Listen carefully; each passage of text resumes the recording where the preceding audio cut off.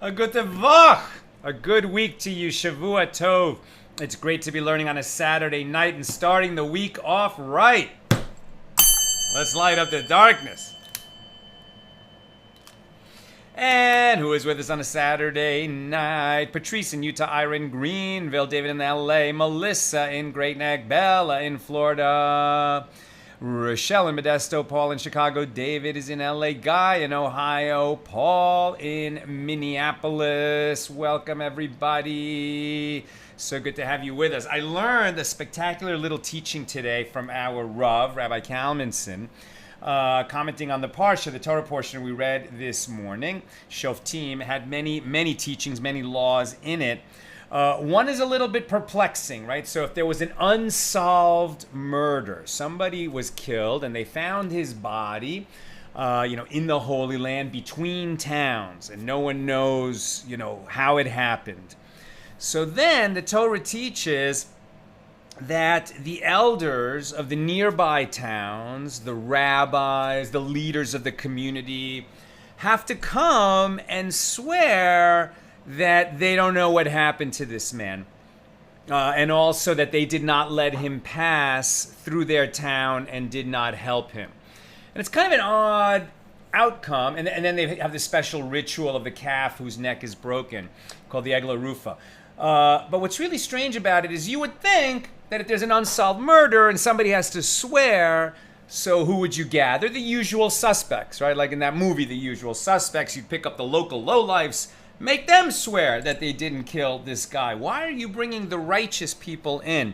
And Rabbi Kalmanson, to help us understand this, brought down a story from the book of Samuel, an incident where David reaches, King David, but he's not king yet, reaches one of the low points of his life. Recall King Saul wants to kill David. The Philistines want to kill David. The Amalekites want to kill David. He has a temporary alliance with another king who has a common enemy with him and the Philistines, and at any rate, so when they go and to sort of his band of 600 men, and they go and join with this other king, and then that arrangement ends or doesn't really go forward even, they come back to the town where they were living, and the Amalekites have set the town on fire and taken away all the women and children, and for all these guys know, their wives and kids are dead. And it's kind of the lowest point in David's life. And it's actually there where he composes the Psalm, Psalm 27, that we read every day this month, this month of Elul, the last Hebrew month of the year, and next month Tishrei, all the way through the holiday season, Rosh Hashanah, Yom Kippur, Sukkot. We read that Psalm every day. And it contains this beautiful line, only one thing do I ask God, to live in your house all the days of my life. And it's David saying, look, you sent Samuel to anoint me king. I don't want to be king. I don't want riches. I don't want honor. I don't want spoils in these battles that I'm forced to fight because I'm in this situation. I just want to be close to you, God. That's all I want. I want to be close to you. And things are so bad for him. And at that point, having sung that song, it actually gives him chizuk. It gives him strength, right? And he kind of reminds himself and his men what they're all about. It's not going to be so bad. Their motives are good, and somehow God is going to take care of them. And David, he wasn't exactly a prophet, but he had conversations with God and felt the nearness of God, and it picked him up and strengthened him. And at that point, he consulted with the high priest in those days, the Urim V'Tumim, which was a kind of oracular, is the chest plate of the high priest with the 12 stones representing the tribes, had some kind of a device inside where you could ask God questions of national importance, like a hotline to heaven, as it were. And then David asks, will this campaign that we're in now be successful? And the answer is yes, it will be successful. And then they go out against the Amalekites. They find someone to tell them where they are. And they end up, recapturing, taking back all their women and children who are not harmed, defeating the Amalekites, taking the booty, etc. And now David is on the way up. And so the question Rabbi Kalmanson asked is, when he was so down, if he was kind of on the road to, he had been anointed by God that he would be the future king, why not just consult with the Urim V'Tumim at that point? Surely he was going to get a positive message, and that would pick him up, rather than to compose a psalm and sing with his friends and try to pick themselves up that way. And the answer is, if he had consulted the Urim V'Tumim at that point, the answer would have been negative. No, you will not be successful. And why is that? Is the future not known to heaven? Yeah, but we have free will, right? Free will is given. When David was down in the dumps, as a leader, he would not have been successful. His ability to pick himself up, which is not an ability everyone shares, but if you have that ability, it's an incredible, incredible power that you have, right? And sometimes you need to help others to pick themselves up emotionally, spiritually. When he was down in the dumps, had he consulted the future, that oracle in the Urim V'Tumim would not have been successful. So, going back to why do we make the elders and the rabbis of the towns nearby swear when there's that unsolved murder? Because part of what they swear is we didn't let this man pass by us and not host him, not help him. That is the source of the mitzvah, the commandment that we have, that when we have a house guest, you don't just see him to the front door and say bye-bye, right? It's actually a commandment. It's a big mitzvah that when you have a house guest, you escort him into the beginning of his journey. You take him down to the end of your driveway and then a few steps on the road where this person is going. Now, that guy who was the victim of the unsolved murder, he was between two towns, out in the wilderness, and some robbers, highwaymen, killed him. How is it that escorting him a few steps at the beginning of the journey would have given him some kind of chizuk, some kind of strength that would have protected him when he was on his own between towns? And the answer is, it would have protected him. It would have protected him. Why? Because when people are accompanied into the beginning of their journey, they feel appreciated. You came from a place that cares about you. May you have, good fortune on your journey. We'll be thinking about you. And it makes him feel like maybe there's going to be someone at the end of his journey who's going to be equally receptive and welcoming and caring about him or her. This idea of being there for others, supporting them, letting them know that you care, and specifically if they've been by you, that you escort them into the beginning of their journey, has tremendous significance. And we learn it from this lesson of the calf that has its neck broken in the unsolved murder, and from David, who was at that low point and ends up composing Psalm 27. All right, where are we holding? Tonight's daf is Nun Tes, page 59, here in chapter 5 of Tractate Kesubos, the 15th volume of the Talmud.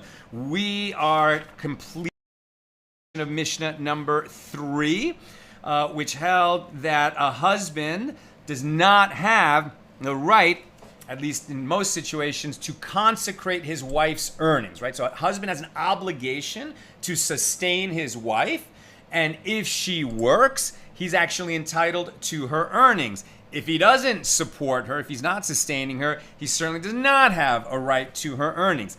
Even if he has a right to her earnings, he cannot consecrate her earnings that she hasn't earned yet. One explanation, they don't exist yet. You can't consecrate something that hasn't come into the world yet. An answer to that was, well, he's not consecrating something that she will earn in the future, but rather he's consecrating her hands to the one who made them, right? Consecrating the work of her hands to God who created her and her hands. Another explanation, perhaps, in the Mishnah is he can't consecrate her earnings, but there's a machloket, a debate, whether he can consecrate the surplus beyond what she needs for her own sustenance. Rabbi Meir says that he could consecrate, in other words, declare that whatever she earns is going to be given to the temple. You can't do that with her basic earnings that she would need for her own sustenance, but you can with the surplus. But Rabbi Yochanan the cobbler says you can't even consecrate the surplus of her earnings, and that is the law. All right, we pick this up a few lines down on 59a. Come in here. If he, the husband, does not give her a silver ma'ah for her needs, right? In other words, if he's not regularly giving her a fixed amount of money for her to take care of her needs, if he doesn't do that, then all her earnings, whatever work she does, her earnings belong to her. And this indicates that the earnings were established in exchange for the silver ma'ah. And remember, they're debating whether you can that the sages arranged, he has to sustain her, therefore he's entitled to her earnings. But maybe, he has to sustain her. That would seem to be a fixed amount. But her earnings, are they a fixed amount? It could be low, it could be high. So they're trying to set up, how does this equivalency work?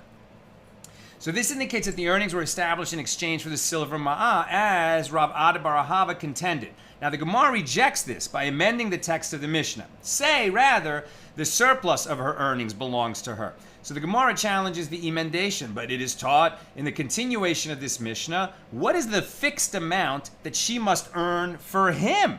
If he's sustaining her, does she have a minimum amount that she's supposed to work? I mean, she doesn't have to work at all in terms of earning money from the outside world. She may just have to work the work of the house. And we'll learn about that actually in the next Mishnah. So how can you say there's a fixed amount that she must earn for him? But it is taught in the continuation of this Mishnah. What is the fixed amount that she must earn for him? She must spin the weight of 5 sela of threads of the warp in Judea, which is the equivalent of 10 sela according to the measurements of the Galilee. And this clause implies that the Mishnah is not discussing the surplus, but rather the quota of her required earnings. And the Gemara answers, you're misunderstanding. This is what it is saying. How much is the required amount of her earnings, so that one can know how much of what she produces constitutes the surplus? And to this the Mishnah replied, the weight of 5 sela of threads of the warp in Judea, which is the equivalent of 10 sela according to the measurements of the Galilee.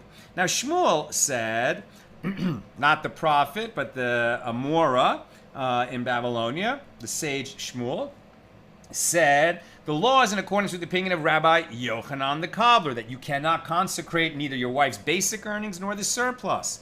And a husband may not consecrate his wife's earnings at all. Why? Because they have not yet come into being. Is that the reason?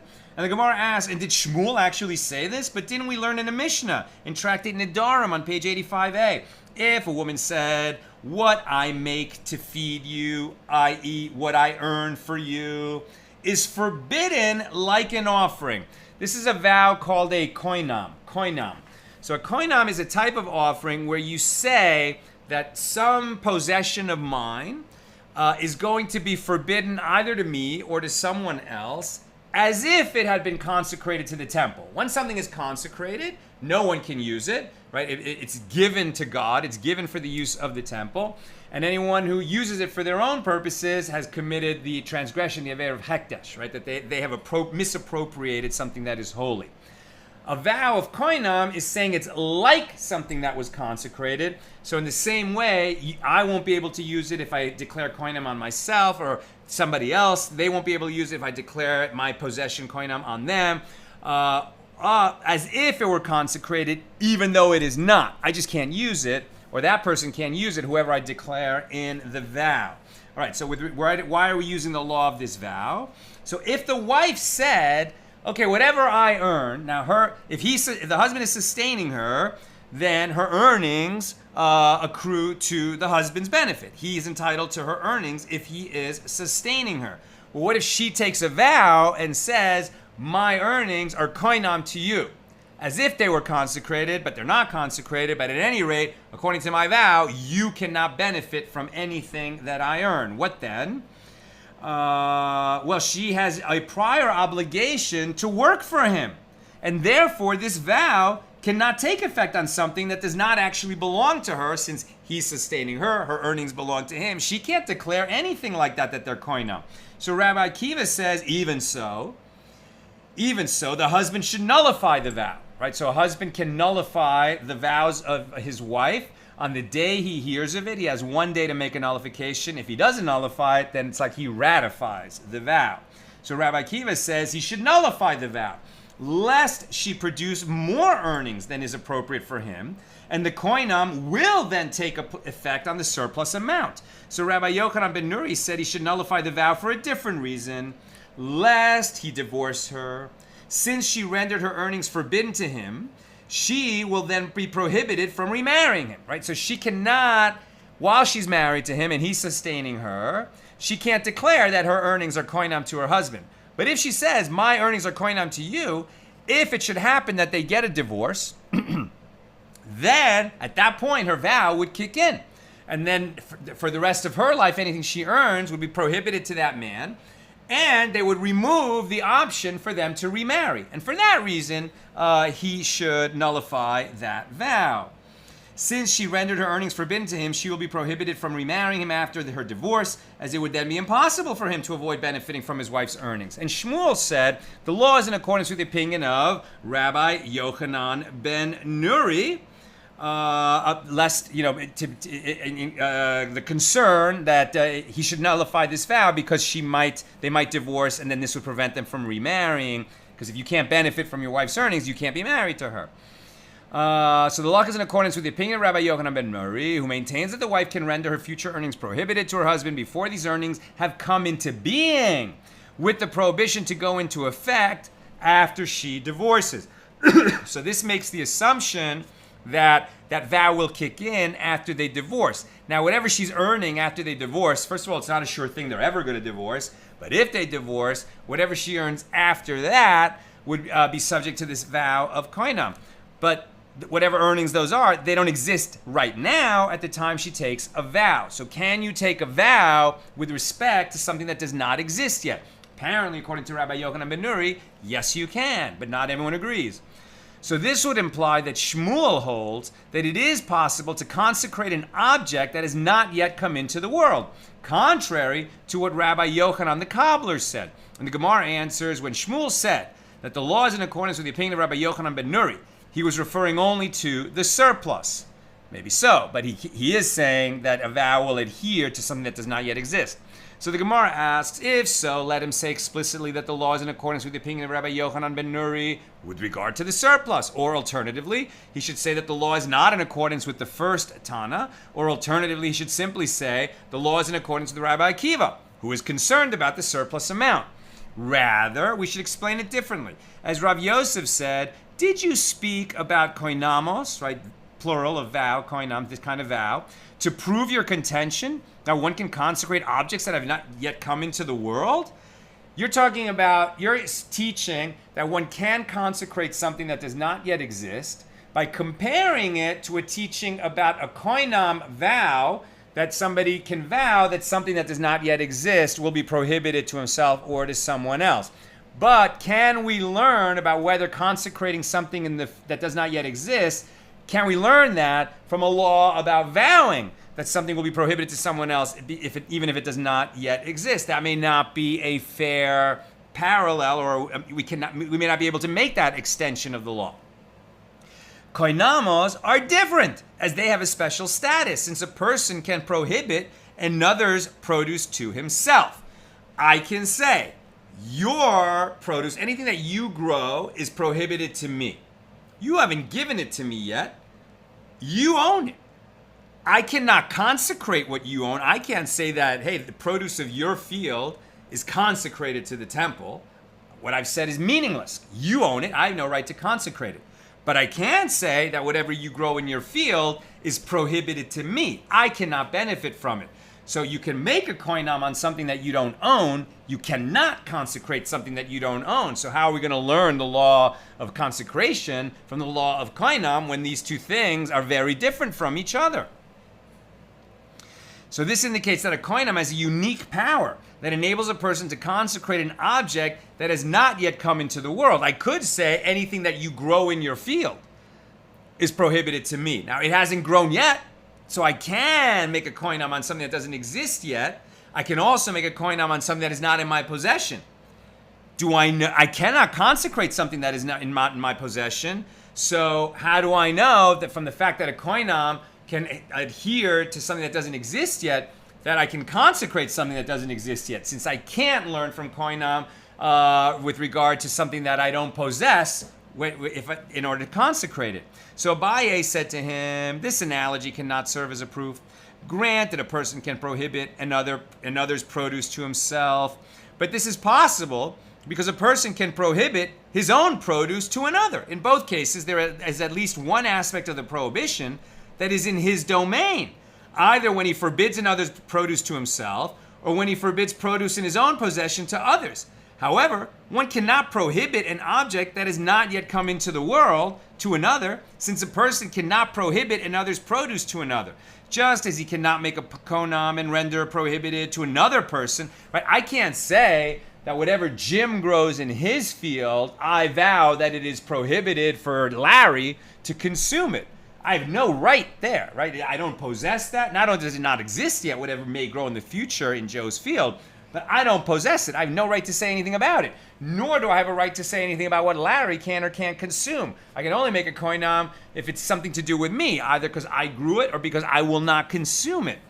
So what can we learn from this, right? So Abaye said, grant that a person can prohibit another's produce to himself, but this is only possible because a person can prohibit his own produce to another. In both cases, there's an aspect that pertains to me. However, one cannot prohibit an object that has not yet come into the world to another. Why? Since a person cannot prohibit another's produce to another. Just as he cannot make a konam and render prohibited to another person produce that is not in his own possession, he also cannot render prohibited to another person produce that has not yet come into the world. So if so, how can a woman render her earnings prohibited to her husband by a koinam if those earnings have not yet come into the world? Rather, I think Abaye is still speaking, the Gemara rejects the explanation, instead explains as Rav Huna, the son of Rabbi Yehoshua, said. So the Gemara is speaking.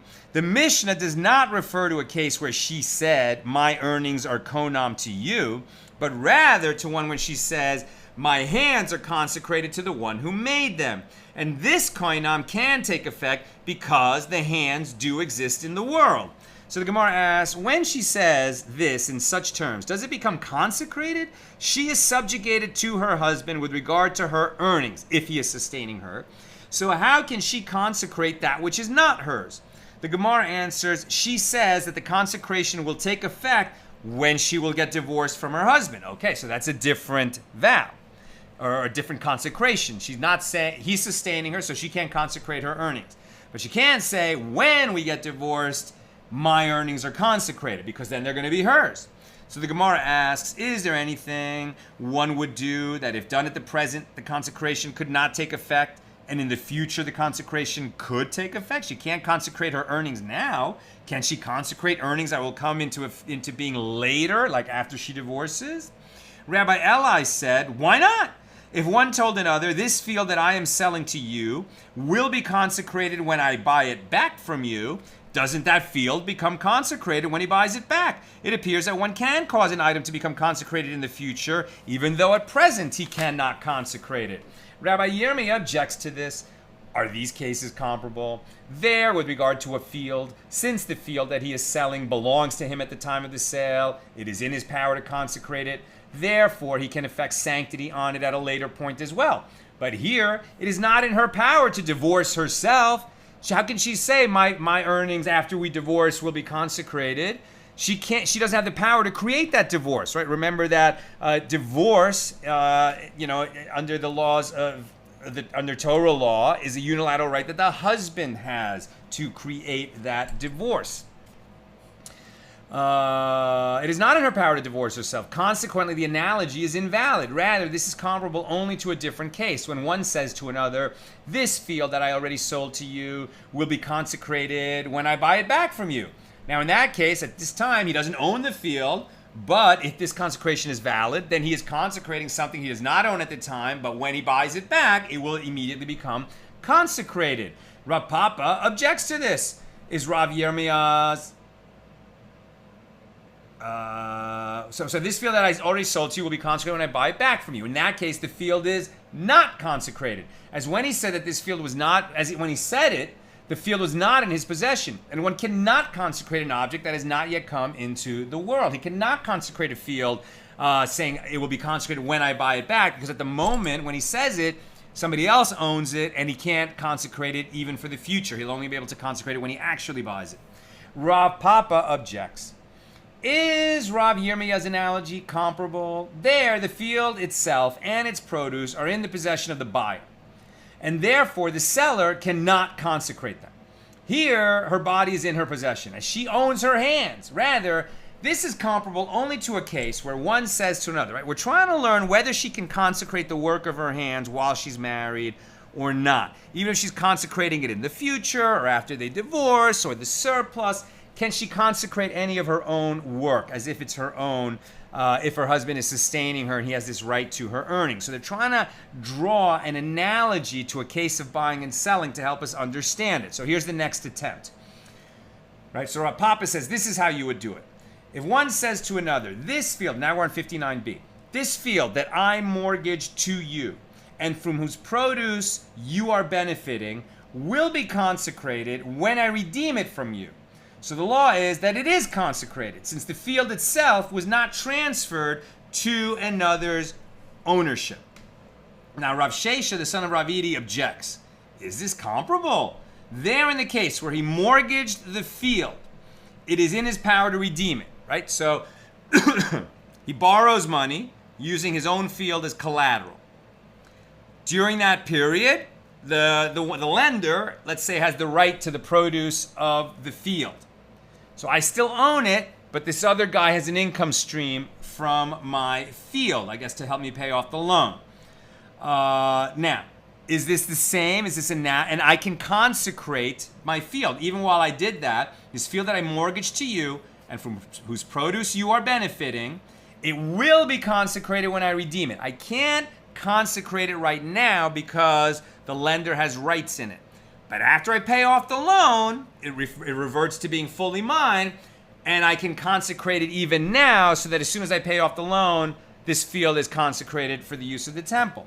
So I can do that because I own it even though this guy has the rights to it. Is this comparable to the wife? Rav Shesha, the son of Rav Idi, objects. No, this is not comparable. There, in the case where he mortgaged the field, it is in his power to redeem it.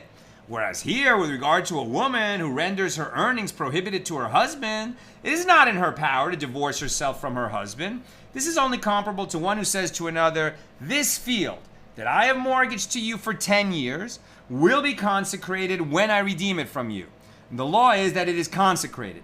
So similarly, in this case, despite the fact that her earnings belong to her husband, when she will be divorced, they will revert to her. And since her hands have always belonged to her, she can consecrate her earnings. But Rav Ashi says, no.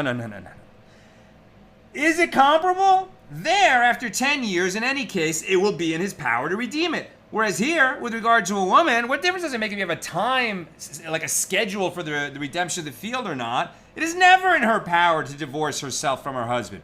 Consequently, there is no way for her to consecrate her future earnings because they're not hers to consecrate. They won't be hers until they're divorced. She doesn't have the power to effect a divorce, so she can't consecrate her earnings. Rather, the contradiction between the two rulings of Shmuel must be resolved in a completely different manner. Rav Ashi said, did you speak about koinamos? A koinam, we're going to learn about consecration from the law of a koinam vow. Koinamos are totally different, since they are a type of inherent sanctity, and therefore the koinam can take effect on an item that is subjugated to another person, in accordance with the law articulated by Rava. Rava said, consecration, the prohibition of leavened bread on Passover, the liberation of a slave, all can abrogate a lien on property. In other words, when slavery was legal, you could use your slave, right, which is a possession, as collateral for a loan. But, so you would think that you cannot free the slave if the slave is acting as collateral for a loan while that loan is still outstanding. Au contraire, you can free the slave. And if you free the slave, that abrogates the lien on the slave, and they're going to have to look to some other part of your property to collateralize that loan. The fact that you freed the slave is free. It abrogates the lien on the slave. So if property was mortgaged to another person and then the owner consecrated it, or if leavened bread was mortgaged and then Passover arrived and it became prohibited to benefit from that leavened bread, or if a slave was mortgaged and then liberated by his owner, In all these cases, the lien is abrogated. Now, since koinam is a form of consecration, it can take effect on an item even when it is subjugated to another, when the owner prohibited it, similar to the case of mortgaged property. So the Gemara asks, if it is so that a koinam can remove the lien on property, let her earnings become consecrated from now, even before her husband divorces her. And the Gemara answers, the sages reinforced the husband's lien in order that it not become consecrated now. However, since in general a koinam can take effect on mortgaged items, it can take effect on her earnings after she leaves her husband's jurisdiction. So she can make a koinam on her earnings and say, after I divorce you, or after we're divorced, if that should happen, my earnings will be prohibited to you. She can say that. But she cannot consecrate her earnings while she's married, just as he cannot consecrate her earnings while they're married. Why? Because they have mutual obligations to each other under the law of marriage. And that completes our discussion of Mishnah number 3. Mishnah number 4. And here in chapter 5. And these are tasks that a wife must perform for her husband, right? We've talked about the obligations of the man. He has to provide for her food, food, clothing, shelter, and marital relations, right? If she wants to, have marital relations with him, he must provide that to her.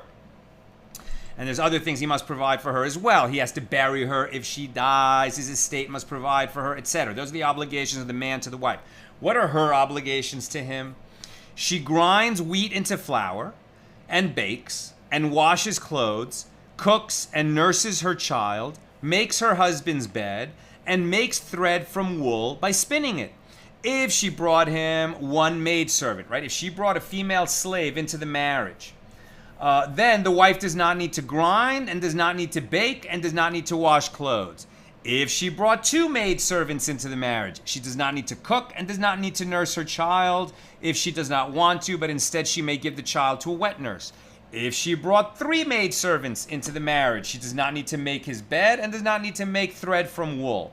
If she brought him four maidservants, she may sit in a chair like a queen and not do anything, as her maidservants do all of her work for her.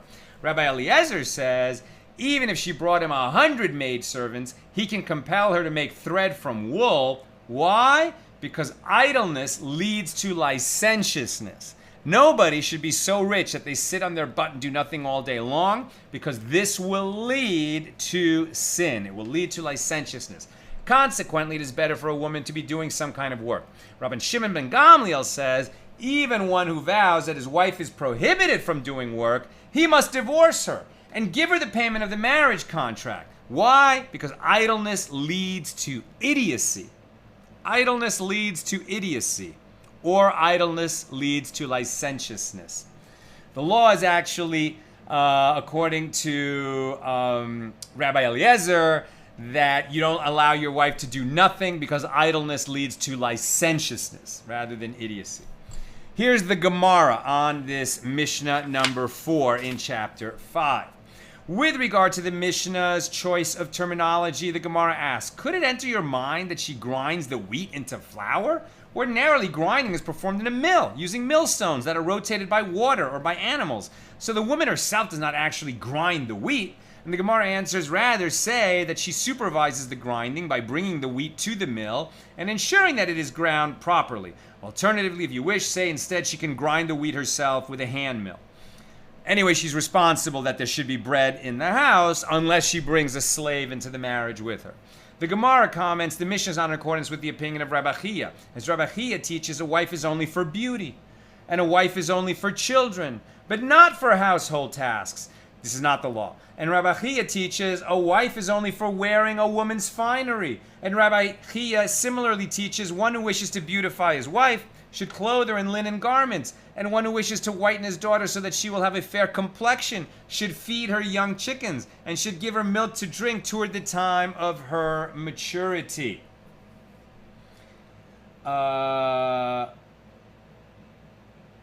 And so Tosafos comment about Rabbi Chia, that Rabbi Chia was not saying that a woman is not obligated to work, to contribute to the household. He was only saying that she shouldn't do work that will lessen her beauty, right? Tosafos comment that apparently Rabbi Chia disagrees with the ruling in the Mishnah only with respect to tasks that could affect a woman's beauty or refinement, such as grinding or baking, but not tasks like making thread from wool. The Mishnah mentions, among a wife's obligations, that she nurses her child. So the Gemara suggests, let us say that the Mishnah is not in accordance with the opinion of Beis Shammai. Did Beis Shammai say that a woman is not obligated to nurse her child?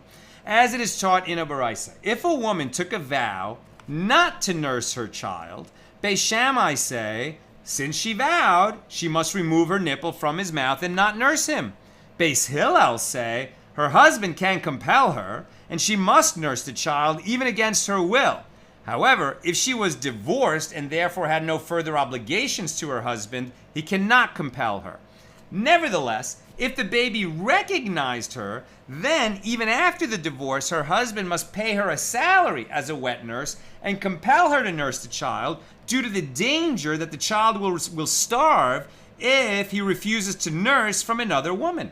And this Baraisa indicates that, at least according to Beis Shammai, a woman has no obligation to nurse her child. If she had a prior obligation to her husband to nurse the child, the vow would not take effect. And the Gemara rejects this suggestion. Even if you say that the Mishnah is also in accordance with the opinion of Beis Shammai, here we are dealing with a case where she made this vow and her husband ratified it for her by refraining from nullifying it. Beis Shammai maintained that in that case it is considered as if he had placed his finger between her teeth, i.e. he caused the vow to be in effect, meaning that in that case the responsibility lies with him. Since he declined the opportunity to nullify the vow, her obligation to nurse would be canceled. But Beis Hillel maintained that in that case, she put her finger between her own teeth, i.e. she caused the vow to remain in effect. She vowed the vow in the first place. Consequently, although he ratified the vow by not nullifying it, the responsibility rests on her, and for this reason, her obligation is not annulled. It is an obligation of a wife to nurse the child, and she cannot make a vow not to nurse the child. Her vow takes no effect, according to Beis Hillel, and that's the law. So the Gemara asks, if so, that the dispute is about who is responsible when a woman vows and her husband ratifies the vow, and it is not specifically about her obligation to nurse her child, then let them dispute about a marriage contract in general, with regard to whether or not a woman is entitled to payment for her marriage contract if she vows to prohibit her husband from deriving any benefit at all from her. And furthermore, it is taught in a Baraisa that Beis Shammai explicitly say, with regard to all women, not specifically in the context of vows, she does not need to nurse if she does not want to. Rather, it is clear that the Mishnah is not in accordance with the opinion of Beis Shammai. And let's double check.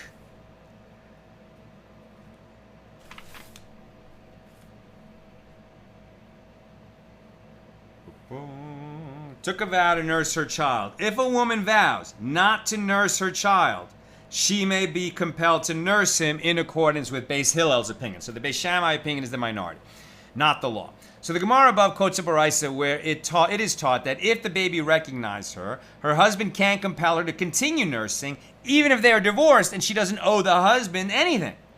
So he can compel her just for the safety of the child, because a child, once it sort of imprints on its mom, it might refuse to drink milk from anyone else and it would harm itself. So if the child has already recognized the mom as his mom, then she has to nurse that child until it's safe to stop nursing. But if the couple is divorced, the husband has to pay her for doing that work. The Gemara asks, how old does the child have to be so that one can assume that he already recognizes his mother? Rav has said that Rav Yirmiyah bar Abba said that Rav said 3 months. Shmuel said 30 days. Rav Yitzchak said that Rabbi Yochanan said 50 days.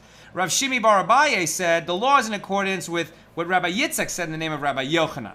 The Gemara asks, well, granted, Rav and Rabbi Yochanan are in dispute with regard to the difference between 50 days and 3 months, as it is possible that each baby varies according to its intelligence, as one baby is sufficiently developed at 50 days, while another knows his mother at only 3 months. However, according to Shmuel, can you find a case like this, a 1-month-old baby that recognizes his mother?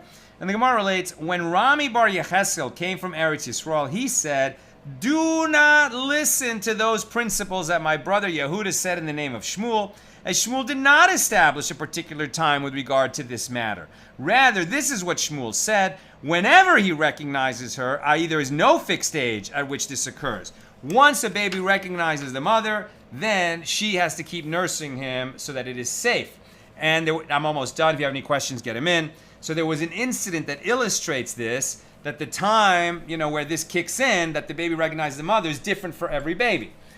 The Gemara relates a certain divorcee came before Shmuel, as she did not wish to nurse her son. He said to Rav Dimi Bar Yosef, "Go and check her, i.e. verify whether the child recognizes his mother."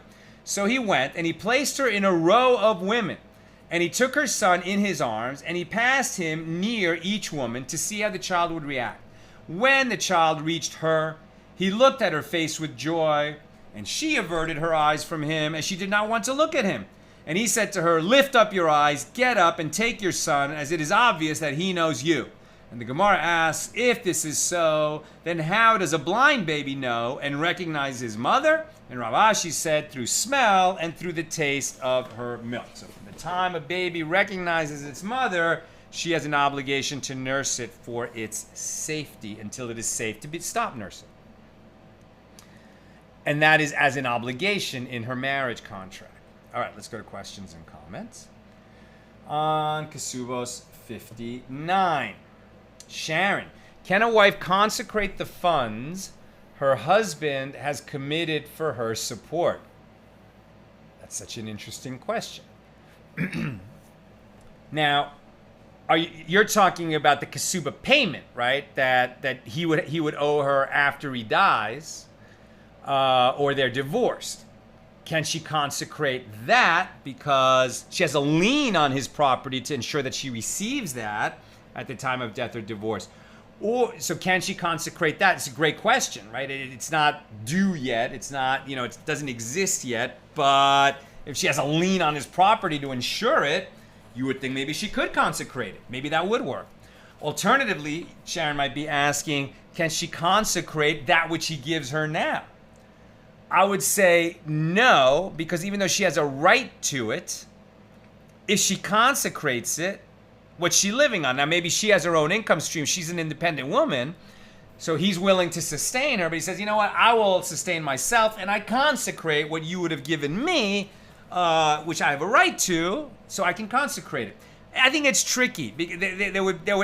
I'm not sure what the law is. I'm sure it would not be a simple answer, because part of it would be, well, if you consecrate it, it's consecrated for good. And your ability to earn to support yourself, maybe you won't always have it. Maybe whatever the marketplace supports that you can earn with whatever skill you have, the market will change. You won't be able to support yourself. The income that I would have used to sustain you now has been consecrated, and we have a huge problem. And against that eventuality, maybe they would not permit it, but I'm not sure. And Sharon also asks, why would a husband or wife make a commitment with the assumption of divorce? Sounds like an amazingly negative approach to marriage. I would say that it probably would never happen. It was more like one of these hypotheticals that they're using to test, a liminal area of the law. And that's why we didn't see an incident describing such a thing. But it's just a way to get at a future in which her earnings will revert to her, and the husband will still be alive. And that's why they would use divorce rather than his death, which would sound even more negative. All right, that's what I've got for us tonight. With God's help, we'll be together again tomorrow night, Sunday, the regular time, 6 p.m. Pacific. Have a good